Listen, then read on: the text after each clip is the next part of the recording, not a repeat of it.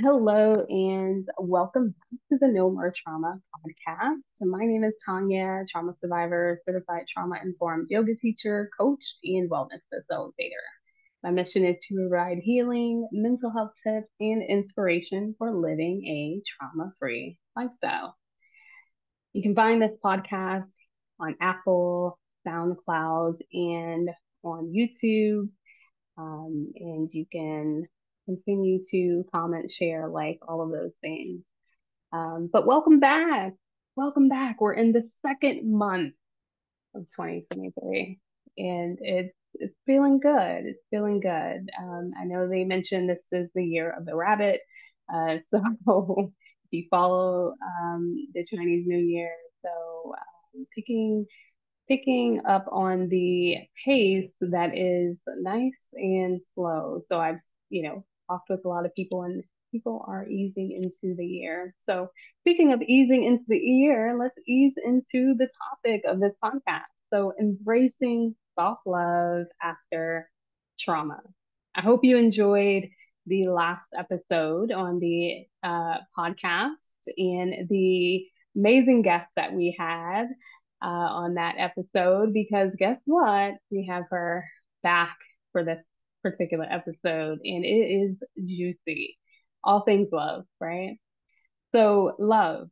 When we experience trauma, it can be really challenging to be vulnerable and to accept love in our heart and our home space. We are presented with different versions of love, and we may also participate, experience, or witness traumatizing love loss, such as abandonment, betrayal, neglect, abuse. Ooh, those things can make our heart turn cold, right? So, in this episode, we discuss the 7 practices that you can cultivate with with and while on your journey to healing for a softer love within yourself, your environment, and with others post trauma. So, like I mentioned, today we have our lovely guest, my dear friend and my collaborator. We have her on this episode back, and it's going to be really, really good. So, I'm excited to have you, Dee. Are you there? I am here and so excited to be back. Yeah, Thank you for having me again yeah. and to talk about this topic that is near and dear to me so Mhm. much. So thank you Mhm. for having me. Yeah, yeah, you're welcome. You're always welcome here. So, the first practice is know your love code of conduct. Write that down if you are tuning in with a pen and notepad. Know your love code of conduct. You're saying, Tanya, V, what is the love code of conduct and what is it? So, I came up with this and I love this. I came up with this because I think about a business, right? When we walk into a business and we're looking to get hired, they immediately provide you with the code of conduct. And that code of conduct is all of the list of all of the rules and regulations and practices that they cultivate for their brand. And in order for you to embody that business and the things that they practice, you must abide by those. And so I said, oh my goodness, this is genius. Know the love codes, right? We're beautiful people walking around, and we have this manual that includes our boundaries, our values, and our non negotiables. Ooh, those non negotiables. And if you follow the az.nomore trauma YouTube or the Instagram, I show you some of my non negotiables, and a morning practice is a non negotiable. Side note there. So, know how to communicate them to yourself and to the ones that matter to you, in a healthy way. And so it's okay if, post trauma, you're still trying to figure those out. Um, I had an opportunity to, work with some individuals in an addiction space, and so rehabilitation space. And so one of the biggest challenges for them was, what are my values, right? What are my non-negotiables? And so, it's okay if you have to work with a professional to really figure out what those are and to help you define those. I think that is number one. If we're trying to embrace this love, right, on our journey, it's important to really know the love codes and codes of conduct, um, and be able to communicate those in a healthy way. And the communication part is definitely a challenge for me, because communication can be, different for people around you. Um, so, so yeah, V, tell me about that love code of conduct. What does that mean to you? I feel like I might be repeating myself from the last episode, but what was coming to me was, man, you make it sound so easy. Um, Mm-hmm. like that Mm-hmm. this is a practice. I just want to acknowledge that for most people, and especially people who are survivors of trauma or have experienced something, Mm-hmm. it's really sometimes, if what Tanya just said, if what you just said sounds so big and so like, oh wow, okay, know my love code of conduct, it really does still take an incredible amount of like self-awareness to be able to Mm-hmm. know what is your love code of conduct, who are you, what are your non-negotiables. Mm-hmm. And like it requires you to well, it requires you to unlearn some internalized systems, which is one of the Mm-hmm. things that we specialize in, that I specialize in. And the idea of yeah, that it's just, it is necessary. It's so beautiful. And also, if it's challenging for anyone listening, it's challenging for me too, to think about who am I, and what is my love code of conduct, and what are my non-negotiables, and what are my boundaries. And again, also, and being able to express those in a way that can be heard, right? Maybe not well received, but in a way that can be at least heard. And so that brings me, I am so happy to be here because this does fit so well. And the knowing your love code of conduct with Love Yourself to Revolution. And so for me, for Love Yourself to Revolution, this idea of really specializing in unlearning internalized systems, and then being able to, after really trying to unlearn internalized systems, working on exploring alternative lifestyles, of really viewing those things. But really, more than anything, it starts with this inner child healing and the shadow work, and being able to work on that, to know what your love code of conduct is, to figure out what your boundaries might even be. And so yeah, the Love Yourself Revolution, it really, it came out of this idea of, you know, love. We think a lot about how we love others, what somebody else's, what is our love language, what is somebody else's love language. It's a lot of external. There's the white saviorism is the term, but saviorism, the idea of it being easier for us to want to save someone else rather than work on saving ourselves. It's easier to try to think of how we could better love our partner, as opposed to really, really sit and think about how we could better love ourselves.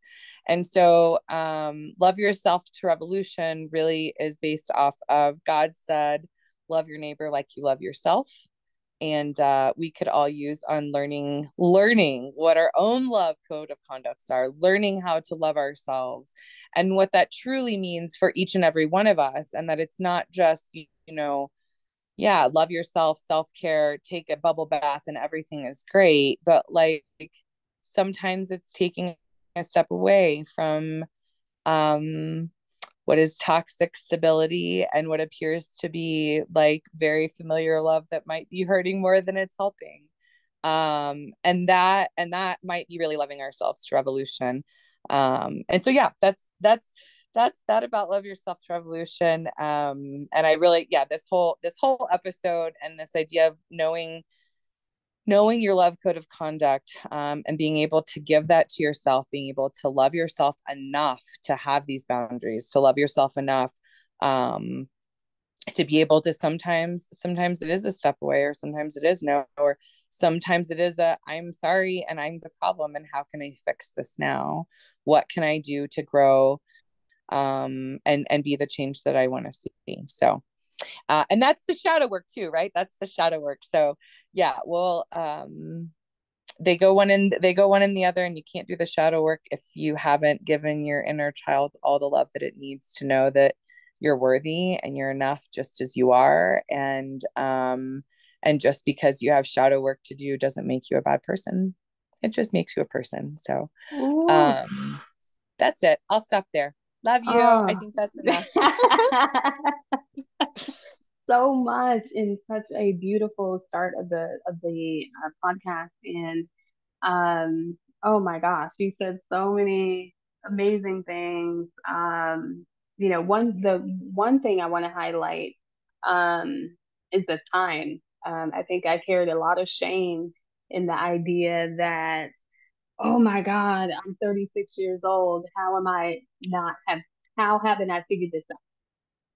Whether it be about myself or about, a lesson that I should have known. Um, so time, the thing about the code of conduct, things can change, right? Things can shift, things can, uh, you know, we can, erase some things and put something else in, because it only evolved for better, 'cause that's the thing about like brands and businesses, like things shift and change, and you got to go back and say, well, this doesn't work for me anymore. And that can There be a it's non-negotiable or a value, go ahead. No, I just really appreciate, I think it's the idea of continuing consent, and that we all always have the option to change our minds, and Yes. continuing consent in a romantic, or that like an intimate way, but also Hmm. continuing consent and what our boundaries are of our level of expectation of behavior in a relationship. And we're allowed to say, yes, I did take that yesterday, but today I don't think this is for me. Exactly. Exactly. Exactly. God said no, not today. God said no more. Hmm. So like Hmm. I think that, yeah, this is and that we should continue to evolve as we continue, that hopefully we have even more firm or better or realistic or loving to ourselves and others of what Hmm. those boundaries are. So yeah, I Hmm. appreciate all of that, Tanya. It's Hmm. super rich. Yeah. Yes. Yes. Indulging in all this richness of this amazing dialogue. So, yeah. Thank you for feasting and bringing your richness as well. So, as we talk about the non-negotiables, because again, I always say one of the non-negotiables is I'm having a morning practice, and with that, I would like to introduce Magic Mind. So I talk about having that morning practice, and a part of that is being able to indulge in goodness, richness. And so Magic Mind is a 2-ounce elixir that includes uh, very good ingredients like ashwagandha that helps decrease stress and keep the mood balanced. It's easy and it's on the go, so you're not having to replace your coffee or smoothie. You can be able to take them at the same time. And so you can subscribe to a 15 pack or a 30 pack. So if you like to meal prep and just have everything conveniently placed together at the beginning of the month, then you can definitely subscribe to those. So you will visit magicmind.co/N like no, M like more, T like trauma. So that's magicmind.co/NMT to get yourself a box and, keep in intact with your morning practice if that is too your non-negotiable. So checking in with the inner and outer child. So in this space of, love in the, having the best practices, one of those practices is really being able to really check in with yourself. I think this is really important because, there's been a lot of discussion being able to really know what's happening in your body, right? Knowing what that inner child need, or what the outer child is discovering about the environment. So how does your inner and outer child feel about love? And so explore that. Maybe asking yourself right now, how does my inner and outer child feel about love? And there's always going to be a going back and a telling of what that looked like for you, at a younger age. Maybe you were told that love was scary. Maybe you were told that love is far-fetched. I am going to share mine, and I always anticipated love to rescue me in very challenging situations. Love was to rescue me from my bad experiences and to have the whole Cinderella story. We dance for an hour and, um, you know, we go on happily ever after. And so, self-love and love from your parental figures, your friends, and your past or, potential partners. Really checking in with that inner child is needing, wanting, desiring. And then the outer child. I really like this. This was mentioned by a very, really good psychotherapist, Ginger Dean, I believe. I trying to remember her last name, but she's on Instagram and she always talks about she has her own practice and inner circle, but she talks about taming the book by Susan Anderson, one of my favorite authors as well, Taming Your Outer Child, which is a revolutionary program to overcome the self-defeating patterns, right? So that's the part of us that may procrastinate, or the part of us that may be the drama queen. It's my way or no way at all. The outer child is the one that probably gets in our own way, right? The self sabotaging part of ourselves, and so how they may react to love, right? So really getting down to the nitty gritty, maybe that shadow side, and really exploring what what their true feelings are about love. So if it means, just kind of getting on a, audio recording and just saying some words or journaling, I think is important to figure out what the younger you, and maybe the part that is attached to that ego may actually say about love, right? And again, that's not just romantic, but in your, friendships as well as with your parental figures or legal guardians. And so the next practice is self-regulating tools. One of my absolute favorites. Um, the self-regulating tools. This is an opportunity is keeping the tools near if and when you're stimulated or activated by thoughts or physical sensations from old memories. So I remember a moment where, just kind of throwing another example here, but another experience for me is when are they going to call? When are they going to text? Right. And so, or anytime I felt stimulated, activated, or triggered, And this can be not even just in romantic partnership, but in friendship.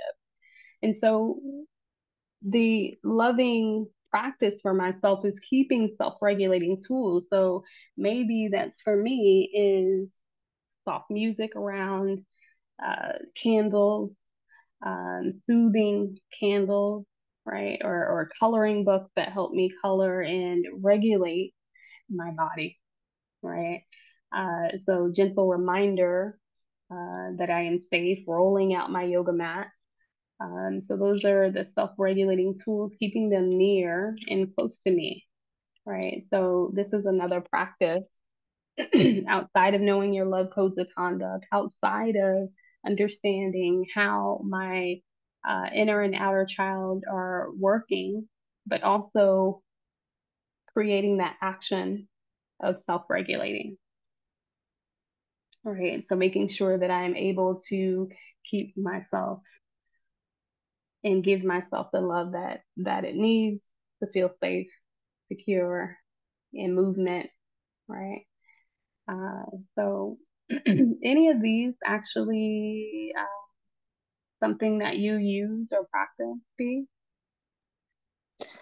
Yeah, I really like both of those, and I think that outer child and that being related to shadow work is really profound. I haven't thought about that connection. I think that that actually makes a lot of sense. And the way that those inner and outer children interact and manifest in sometimes undesirable ways, right? And so I think being able to also check in the idea of saying what is happening for me right now and what part of this is my inner or outer child, and then being able to, yeah, the self-regulating tools. I don't know, I think I mean, we both know, we both have lots of those, but I know knowing the tools in your and having those in your toolbox. So the idea of if it's a breathing exercise or a breathing technique, I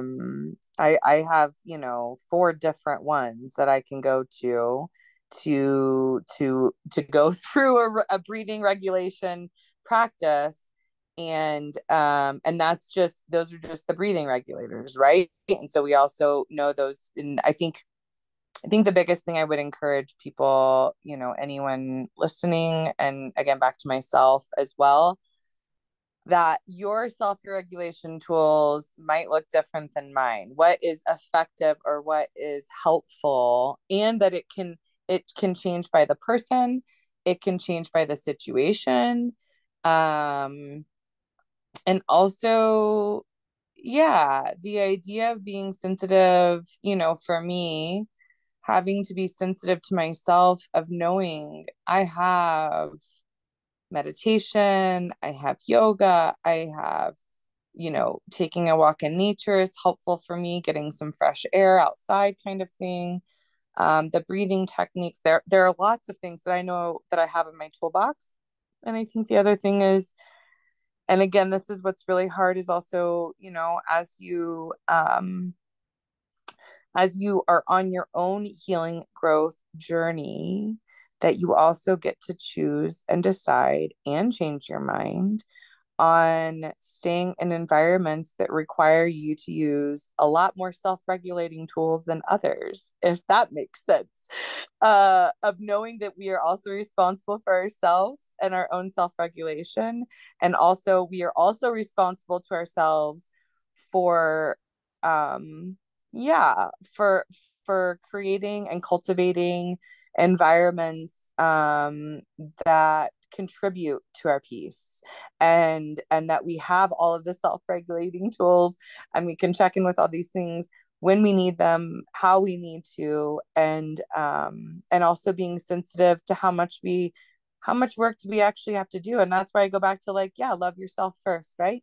Sometimes it is develop a relationship with yourself before you have to go deal with other people who may not have a loving relationship with themselves and may not know the self-regulating tools and might be triggered by your self-regulating tools. So it's, this is a, you know, we're healed, and we're also healing in the world that we live in. And so I think being Mm. able to hold space and grace for all of those things. Yeah. But all the self-regulating tools you can Mm-hmm. get, and then you have all the tools in your toolbox, and you throw it all at the wall, and you see what sticks, and you see what works, and you just keep going. And maybe by the time you're done with, the fourth breathing exercise, you've actually gotten something done there. I don't know. Mm-hmm. Or it's Mm-hmm. an hour later, and you're just exhausted and you take a nap. Mm-hmm. I don't, who knows? Who Yes. knows? So Yes. Yes. Yes. Exactly that. It reminds me of uh yes, I think I love that you say that in terms of you it's almost like yes, these are your tools. It's okay to have those tools and know that there are some days where those tools don't work for you, if that makes sense.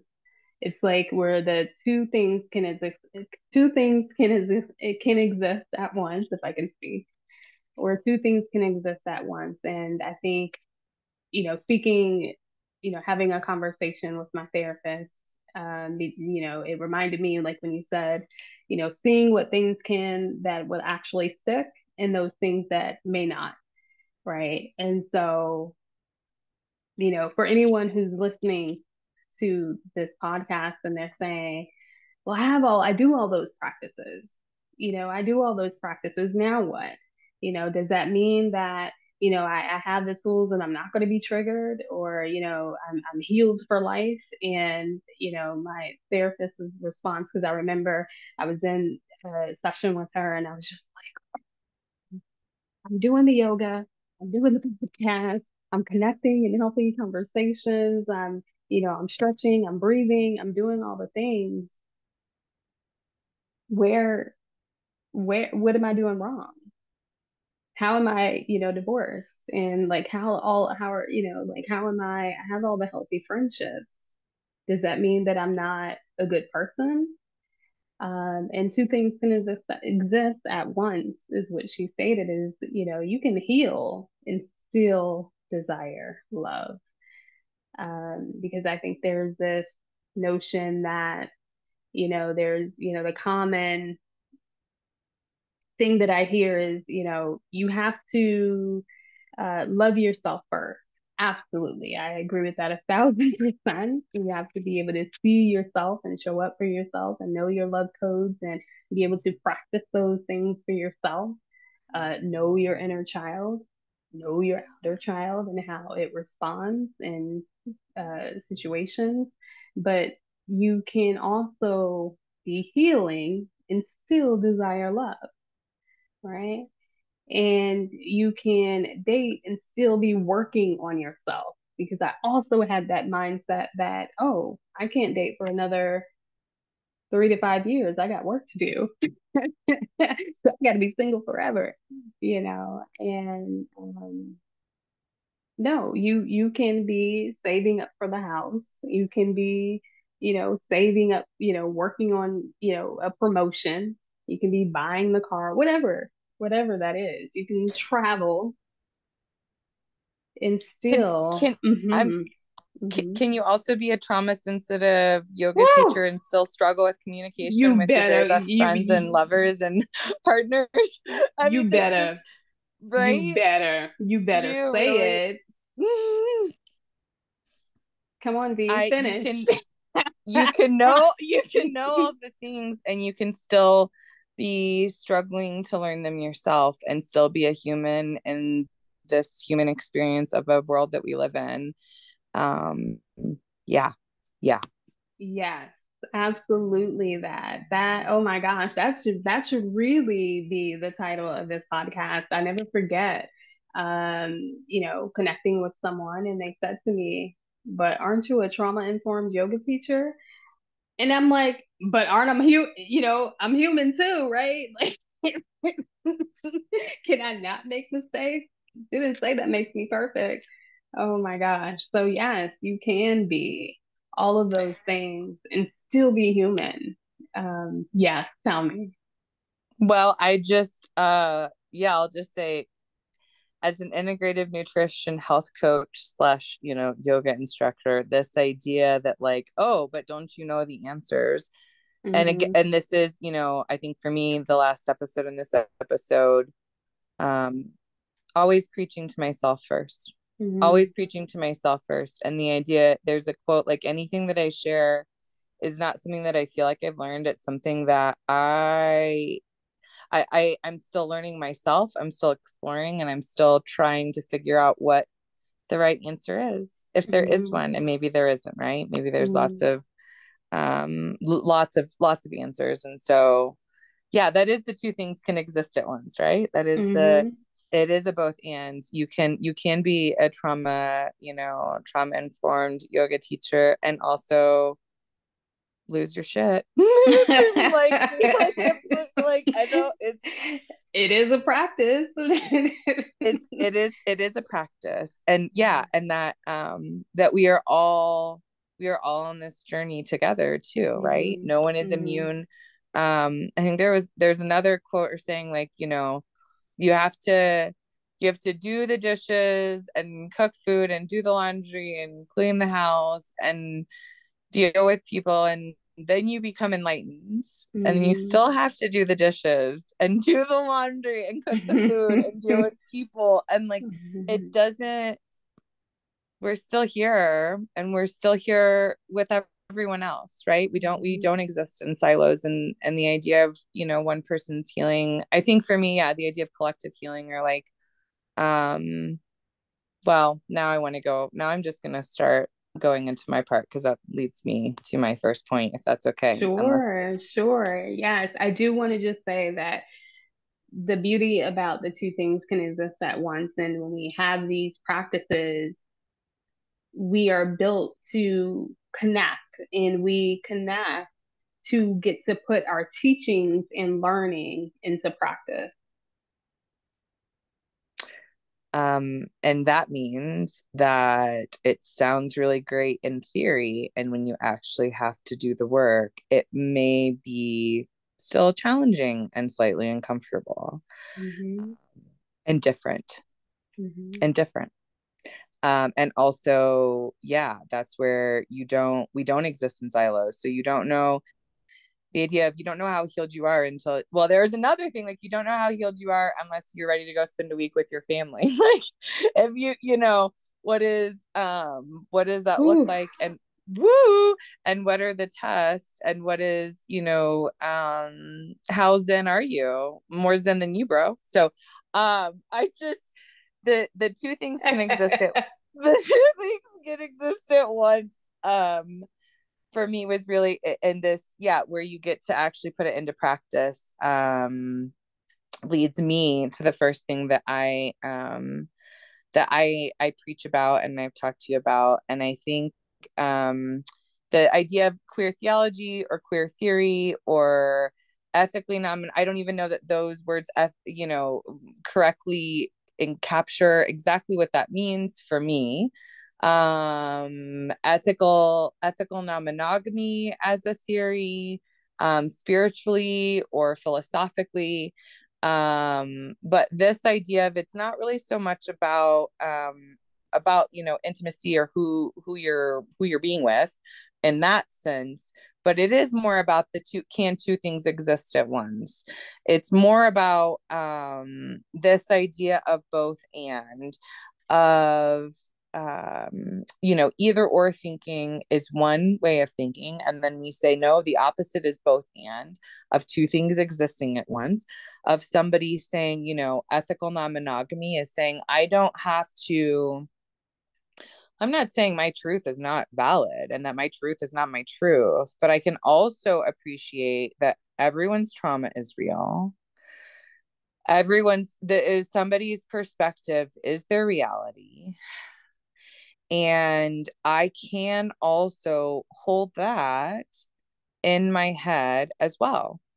And also not just in my head, but hopefully in my heart. And I think this idea of, what is love, and loving somebody for truly who they are, and goes into this, all kind of goes together. So this goes into the second point of meeting people where they're at. And we say this, but this idea, I think it's easier in an ethical non-monogamous mindset, um again of maybe it's professionally, of understanding, of meeting a colleague where they are, and really trying to put yourself in somebody's shoes first. I think it's very easy to start with where our perspective is. We always start with our perspective because it's ours, and then we think about somebody else's perspective, maybe.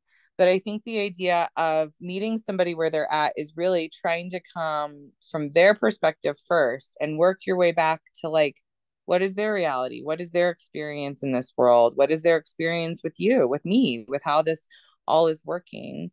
Um, and for me, the ethical non-monogamy really, this queer as in curious, ethical non-monogamous as in not saying this is the answer.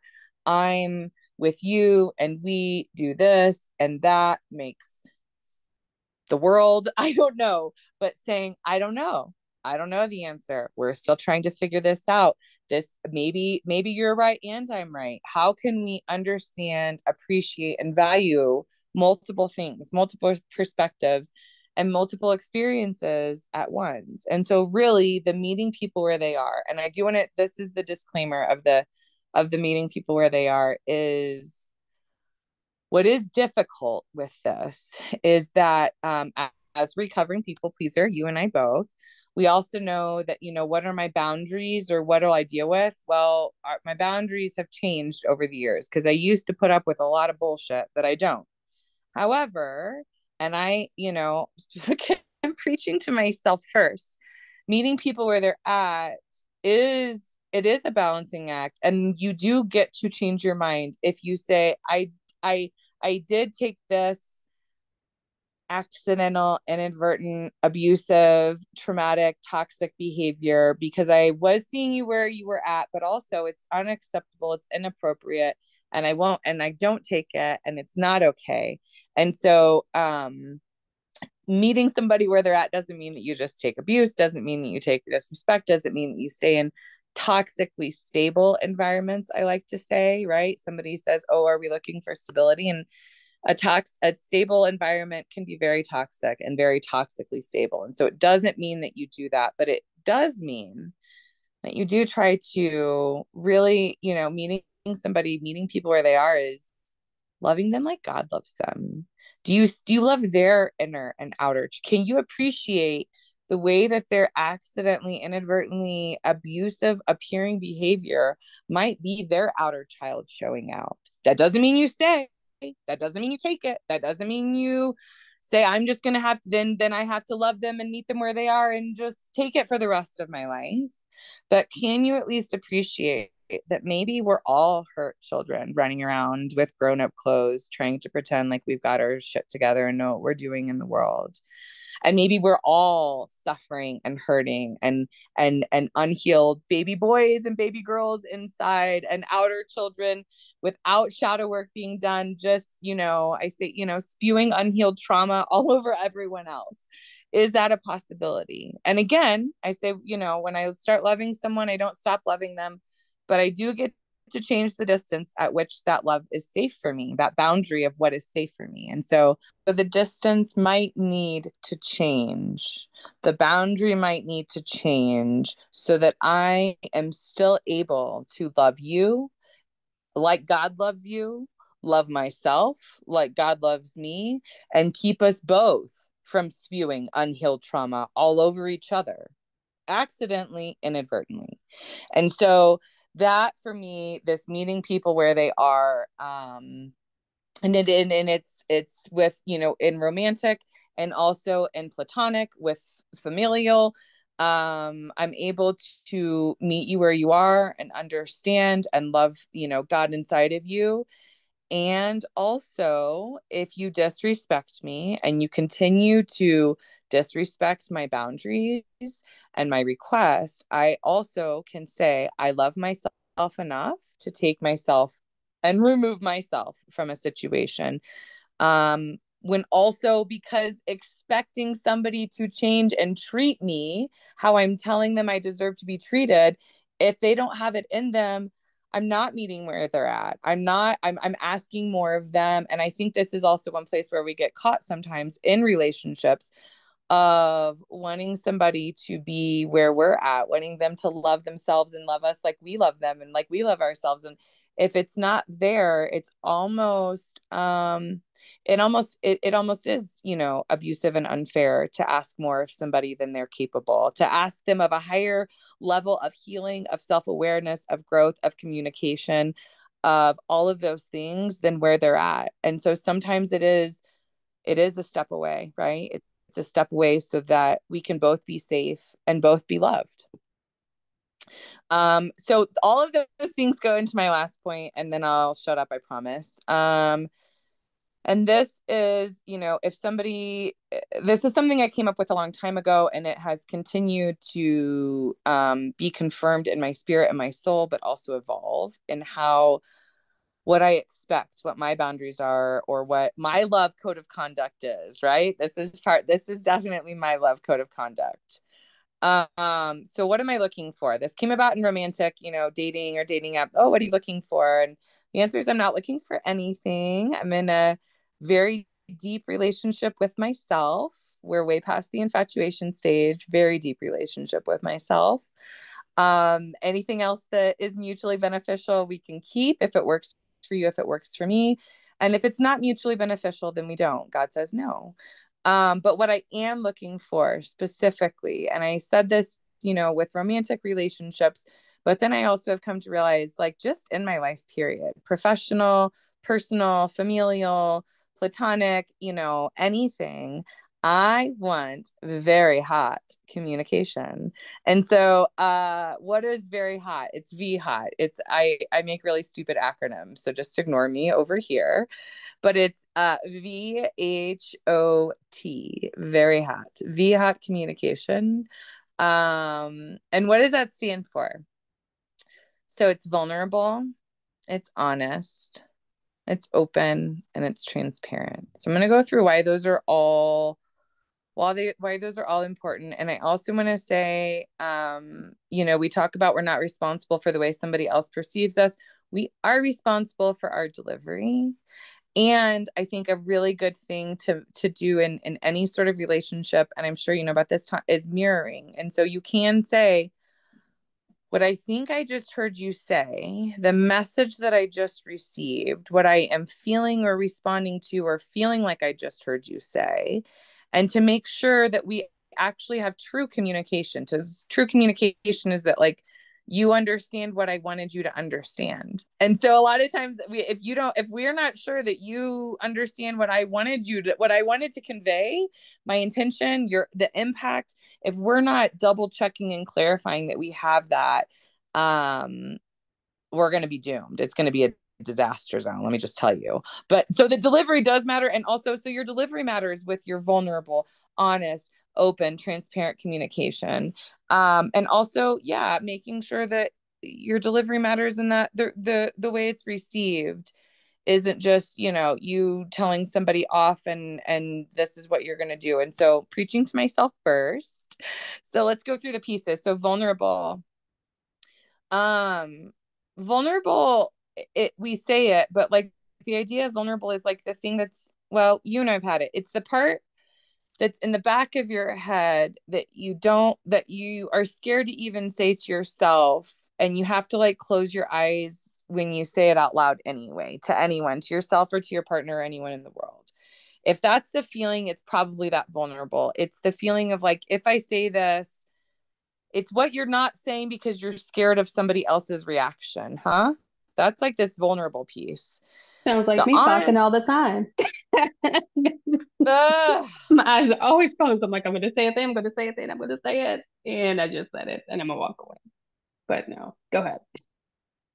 but can I just say that, like, and again, this is what I've told you, it's so brave because people, and again, myself included, you know, like the idea of like we say we're recovering people pleasers. You thinking about, you know, like you're thinking about how to say something so somebody else will be happy, not like what makes you, God forbid you say what makes you nervous and what's going to have you rejected and like, but like that, if it makes you like super like scared, yeah, that's probably that vulnerable communication. It is scary. Um, the honest and the open, and the transparent. For me, so the three words, but they also kind of like go together, right? So being honest and saying like, yeah, we all know what honesty is. I'm being honest with you. I'm being honest with myself. I'm telling the truth. But I think that honest, open, and transparent go together because it's like, what there's this question of, is not telling the whole truth telling a lie? Is omitting the parts of your truth that might upset or make the other person feel uncomfortable, or again set you up for rejection if you tell them the whole truth, the whole thing. And again, this transparent part of that, of like, is it, yeah, are you being super open, but are you also being transparent of what part of that is your shadow work, right? Of saying the transparency, you can be honest and open and tell somebody their business and not be like, but also full transparency, I'm pretty sure that this is where this is coming from in me, right? And so that's that transparent vulnerability of saying like, also, the reason that this is happening for me might be because I've got some, inner child healing, some shadow work, some outer child healing, I know that I'm also struggling with this. But it is so beautiful when you can do it and when everyone is showing up. Again, disclaimer, you have to, this isn't for everyone. You got to make sure it's a safe place, huh? You got to make sure that like it's the right place, that somebody can handle your truth, can handle this. What does vulnerable, honest, open, transparent communication look like? Again, it sounds a lot sexier than it might actually be in practice. And if not everybody is ready and you don't feel like everybody is ready, then maybe don't do it yet. But if everybody's showing up and everybody's there and everybody is ready, in their most authentic, real selves, this can be beautiful, and even beautiful in its discomfort. It brings bonds closer, it helps build trust. It's a beautiful thing. It deepens intimacy. It's a gorgeous thing. So, very hot communication, vulnerable, honest, open, and transparent. Um, that's what I got. What do you have? What do you think? I talked a lot. How can what hit you from all of that, ma'am? Listen. For anyone who has tuned in to the No More Trauma podcast, this thing has been going strong since 2017. And I would say, I don't often have guests on the podcast, but what you're bringing is hot. It's all the tea. And so I will have to say this may be like one of the highest tuned in episodes. I just enjoy your company, your energy. On and off this podcast, we have really good conversations. And what you just brought this episode is just beyond me. So speaking of feeling trauma on people, I'm feeling tea all over myself and just listening um, to what you've just shared and these love practices, because it's so beautifully said, so honest, so raw, so real.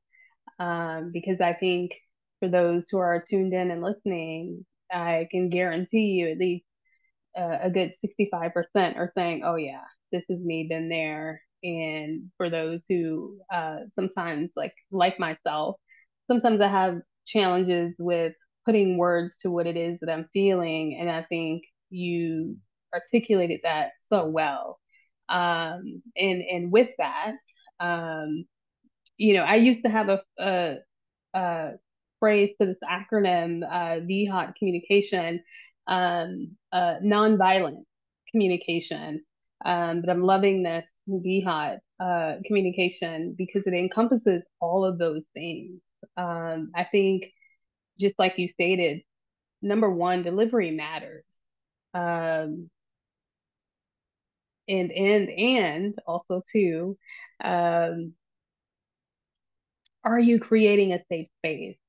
I had, an experience where I wanted to really have these hot communications, conversations, and we just couldn't get there because the environment for me, what my inner child was saying, oh, baby, get out of there. It is not safe. Their jaws tense, they're peering over you, they're, glaring at you.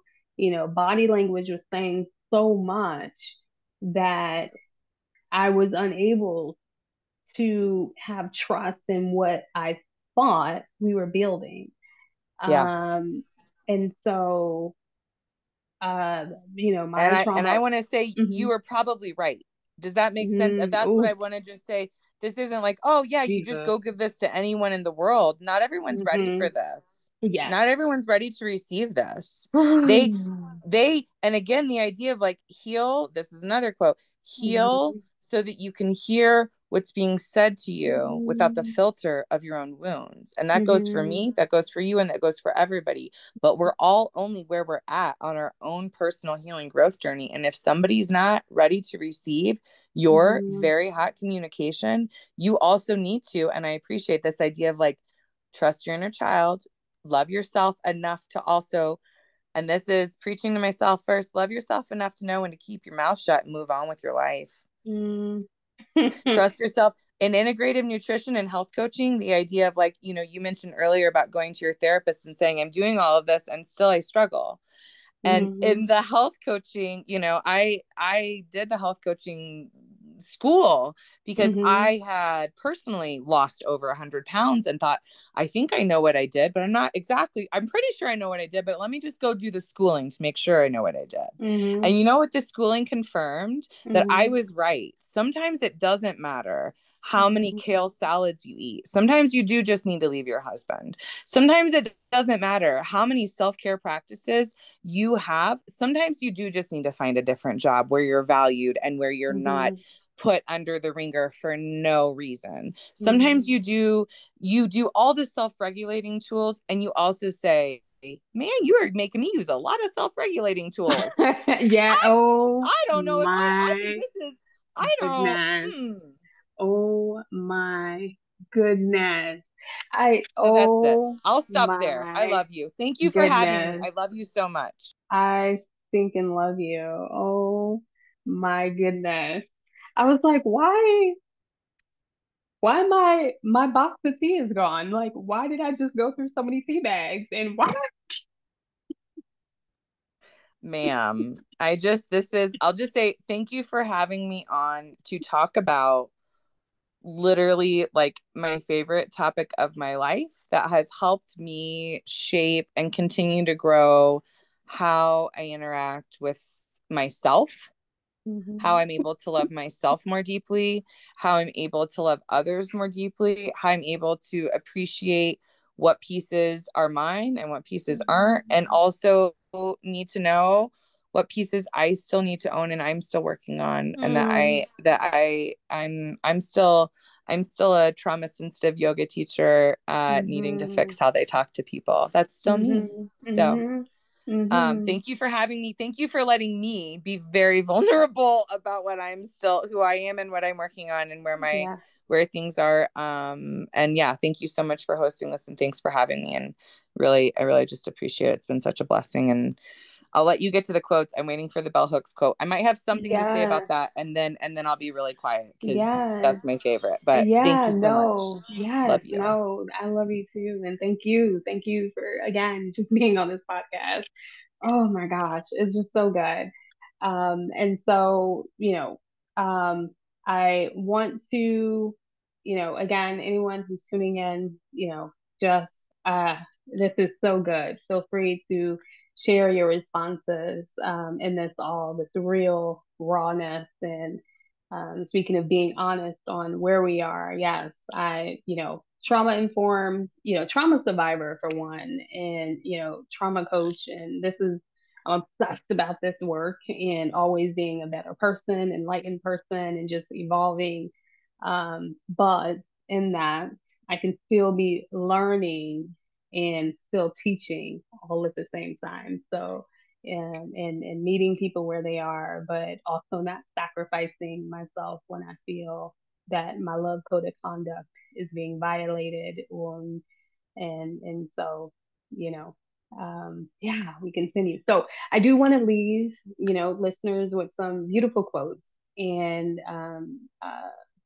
quotes on this podcast today. So, where there is love, fear cannot be. Ooh, where there is love, fear cannot be. I just love this. I talk about this book so much. I talk about this author so much. I just want to meet him now.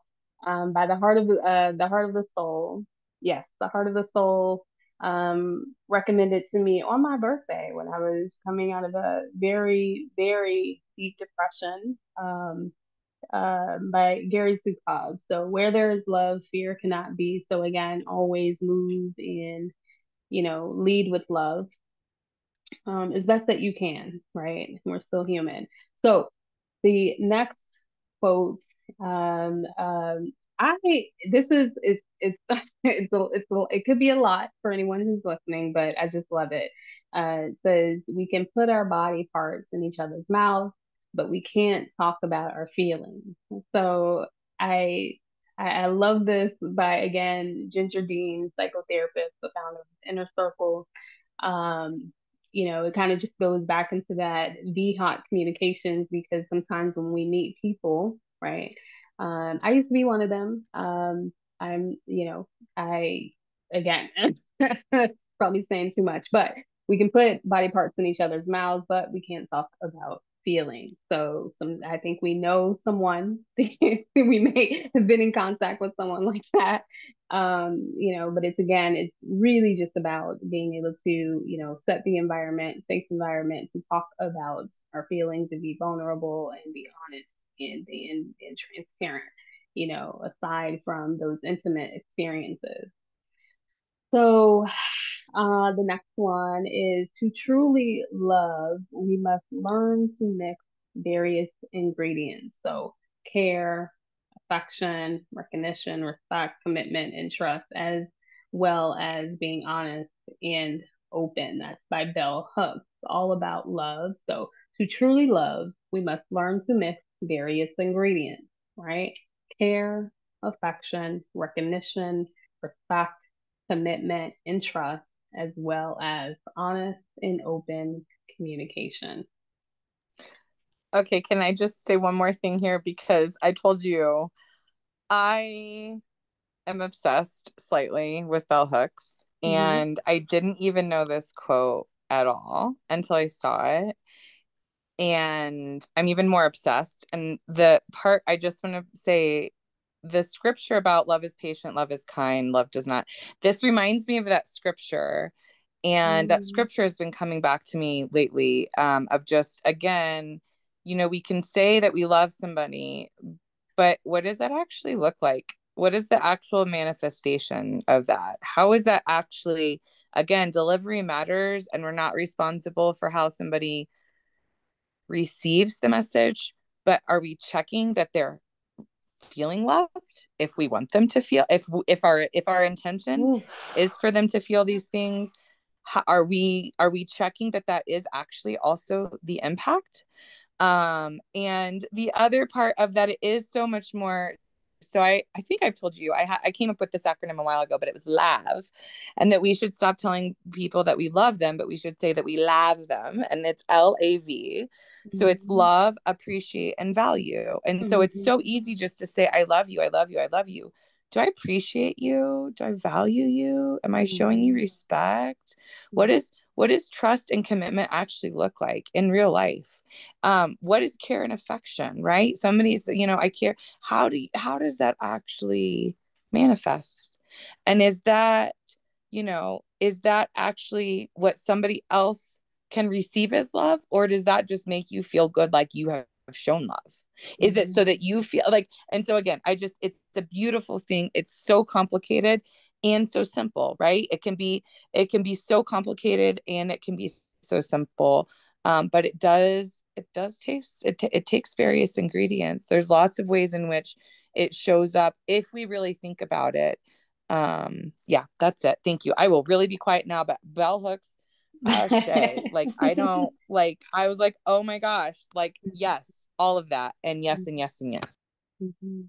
Yeah, yeah. So yes, um, yes, yes. It's just so good. I'll go to the next quote. This is an audiobook that you can find free on YouTube. I just love it. Um, by Marianne Williamson, A Return to Love. The world loves us when we choose to love the world. This just resonates. I just love this quote. The world loves us when we choose to love the world. So again, when trauma happens, our heart can remain closed. We can be cold. We can be angry, um, whatever that is.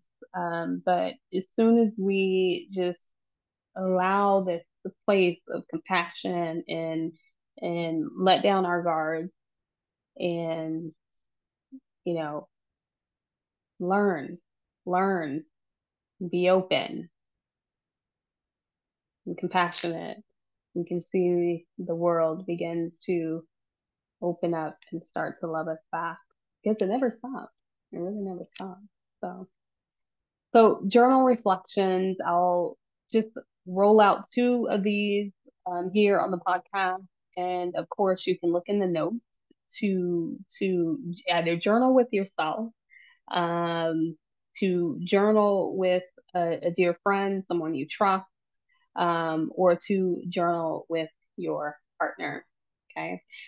So one of those questions are, what are your love codes? Woo, yeah. What are your love codes? Your values, your non-negotiables, your boundaries, right? And then you can add more into those as well. Um, so understanding what those are, maybe your attachment style, you can add that in.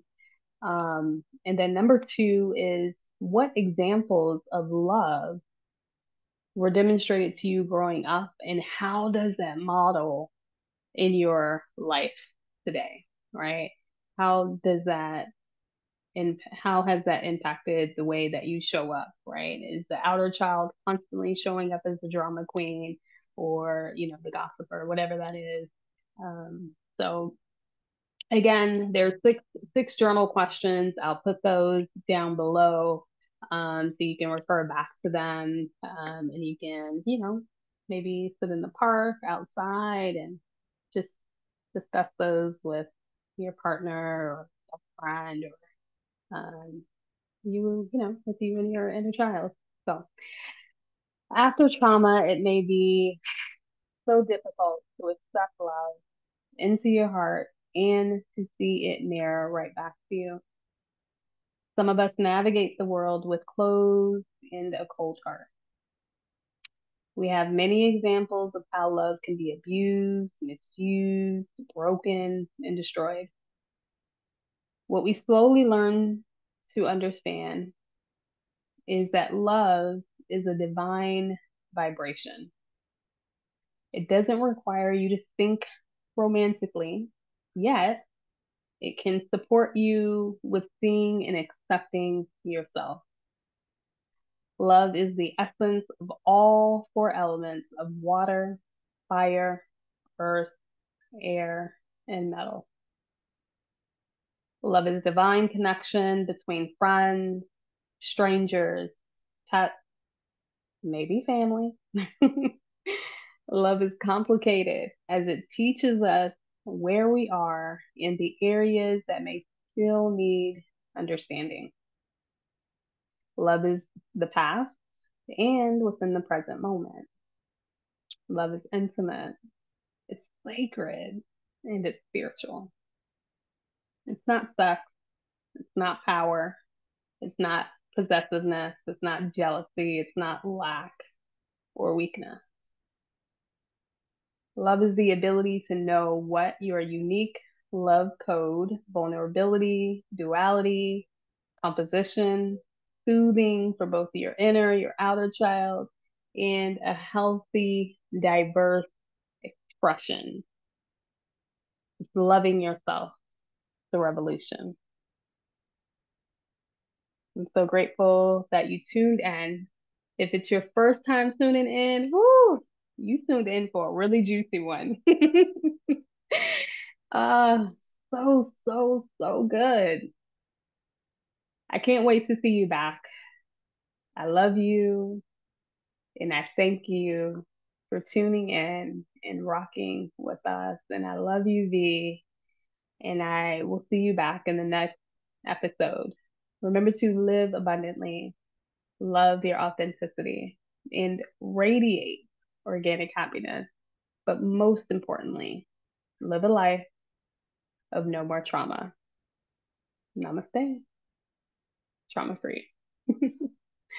Bye.